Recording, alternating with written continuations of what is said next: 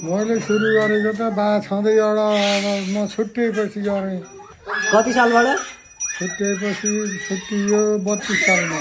32 सालमा छुट्टिनुभन्दा पहिला सबैले एकै ठाउँमा बाले गर्नुहुन्थ्यो। त्यसपछि छुट्टेपछि सबैले आफैले गर्न थाल्नु। आफै गर्नु थाले। अनि पहिलाको र अहिले के फरक छ? तपाईँले गर्दाखेरि राम्रो थियो कि अहिले छोराहरूले गर्दा? अहिलेको धेरै राम्रो छ पहिलाको भन्दा। पहिला कस्तो गर्नुहुन्थ्यो? पहिला गर्ने त यस्तै थियो हो, तर भए पनि पहिला भन्दा अहिले राम्रो भएको छ। खसी ससी काट्न किने पहिला चैते दसैँ पनि काटिन्थे। त्यहाँ चैते दसैँ नकाट्ने भनेर मासु खाएर चैते दसैँको अष्ट नवमीको दिन हाड अड्किएको हुनाले नकाट्ने भनेर चैते दसैँ नकाटेका, बर्खे दसैँ मात्रै काट्ने भनेको। अब हामीले पनि त्यही गर्नु पर्यो पछि पनि। हामीले पनि काट्न भएन कालरात्रिमा अब पछि फेरि। चैते दसैँ नकाट्ने, बर्खे दसैँ काट्ने।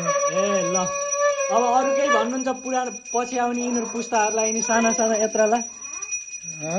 यत्रालाई केही भन्न छ यिनीहरूलाई? अब के भन्ने, यिनीहरूलाई त अब सानै छन्। अब ठुलो भएपछि हेर्ला नि तपाईँको म्यासेज।